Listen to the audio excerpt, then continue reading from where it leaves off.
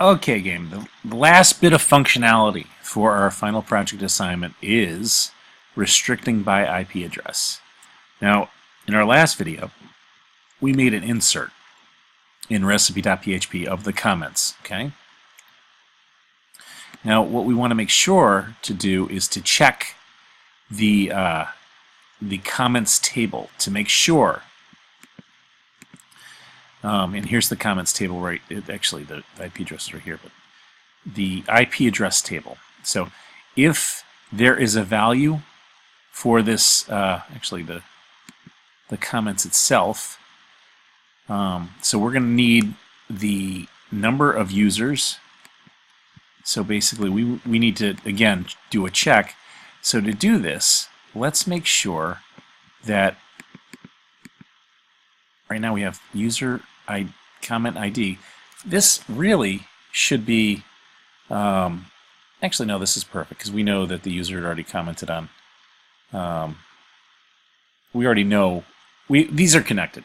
So all we have to do is call the comments table and make sure that the comment ID is matched with the recipe ID.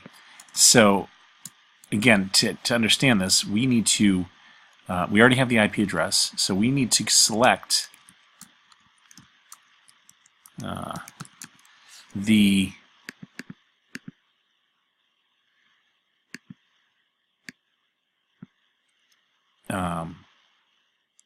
IP address, select IP address from REC IP address, and I'm writing this right now,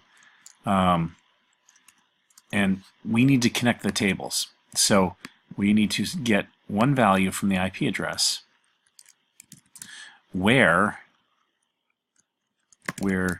the IP address equals the current IP and the comment ID, so it's IP address recipe underscore IP address dot comment ID equals the REC underscore comments dot ID and the this is where the fun happens. So we're and the recipe ID REC underscore comments dot recipe ID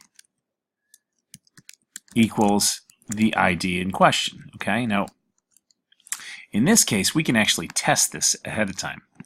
We can run an SQL here because our IP address that I just tested in the last video was the :1. So when we go select IP address, and we'll do select REC underscore IP address because we're calling more than one table from the addresses. So we'll do this in order from RECP underscore address and then REC underscore comments, where the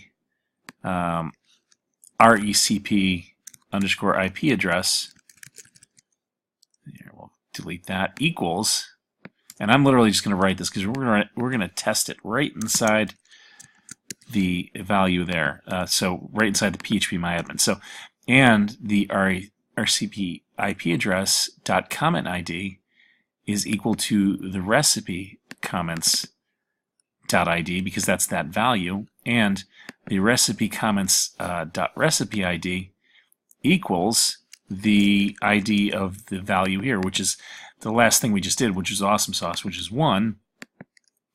But okay, so when we think this out here, we've got select the IP address from address comments where the address is equal to 1, recipe underscore IP address dot IP address. There we go, equals 1, and where the IP address comment ID equals comment ID, and recipe comments recipe equals 1. So let's run this in a checker. So it takes a little bit of logic to get through this, and is one way to do it. So we have an ending quote near, let's see, one error was found in analysis. So select RP address from where IP address equals this value and the recipe ID equals 1. Let's see if that can fix things. So let's see. You have an error in your syntax to use near that comments ID. I'm going to pause this just for a second. Took a little bit of troubleshooting there, but when I had paused the video, I had some spelling errors. So let's get what we want, and we'll take it step by step here. We want to get the IP address from the two tables where we need the information, where they're connected. And it's where the IP address equals this, but also the comment ID equals the ID in the comments, and the recipe comments is this. So with all these criteria, when we run it, we get this. So if that's the same as if we have a value there, this is what I spelt wrong, by the way. That's one of the issues. So this is my query. So when you're doing a more complicated query like that, a good thing to do is to do what I just did and kind of walk yourself through it, do line by line. Select what you need from where you're going to have it, and then add the criteria. It's the only way to do it, and I've been doing this for quite a while, so I can tell you that when I started it, I started to question my own creation of the table structure, but it's actually it's fine. So we'll call this check SQL. Okay, and basically we'll execute it. And in this case, we have question mark, and we'll do question mark here too, and we'll bind the values. So the first one will be check SQL bind value, and we'll do 1, and it'll be IP, and it'll be param string. Actually, it's going to be PDO : param string. And then we'll bind the second one, which is going to be the recipe ID. So this will be 2. This will be recipe ID, and it'll be an integer. So looking good here, and now I can do check SQL and execute, like so. Okay, and the beauty of this is now we can fetch the results. Okay,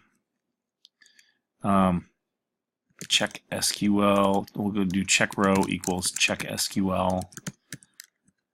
And you could do count on this. I mean, you could do count like this.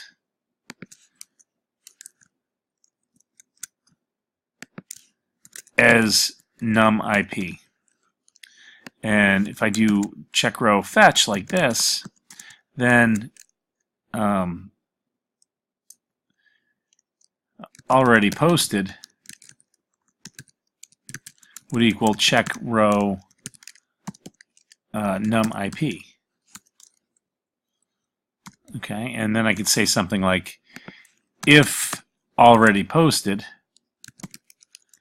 is greater than 0 or less than 1, then we can do our insert. Like this. Else, we can say, echo, you have already posted from this IP. I'm going to add a break tag here, by the way. All my outputs usually do. You have already commented on this recipe from your IP address. Now, the beauty of this is you could still do a different username, but because you're on the same IP, you would get restricted. And that does satisfy my own requirements here. So let's go ahead and we're going to hit this, and I'm already posting. So let's say Carb Freak goes and gets sick from the dessert here, the strawberries. I'm going to say I puked. Hopefully I get this section. You already commented from your IP address. Great. So let's see if I can comment from another one. Okay, so I'm going to basically go to, this is not an issue. I want to go to the home page. I don't have any, here's the home page here. Let's comment on the lemon fiesta cake. So this is Carb Freak again. Whoops, I didn't mean to do that. I did car 8 and it has no value. So we'll need to validate this as well. But this was good. Strawberries made me puke. Now, see, I've already inserted, so it should restrict me because I've just posted already, and it says already commented. So let's go back and comment on Chris's Tacos here. So we're going to click on Chris's Tacos, and we'll do Carb Freak again. Finally, something I can digest. And when I make the comment posted successfully, and now we're good. So Carb Freak was able to post, even though he was, and now we can try it again. I'll try it in a different thing. Here, let's say Carb Freak wants to go incognito, and we'll call it Weight Loss Freak. Okay, Carb Freak, we know who you are. So he does this, and he hits make comment, and his IP address is still flagged. So this is successful with this modest little user test. And again, let me just go over the code real quick. I had to write one really kind of complicated query. I found out the number of IP addresses from the tables where they connect. And if already posted is less than 1, then we can insert. Otherwise, we're going to say you already commented. And that is how we can restrict our user's IP address. That one I think was a little bit challenging, and that's why I kind of want to hold your hand while you go through this for the first time.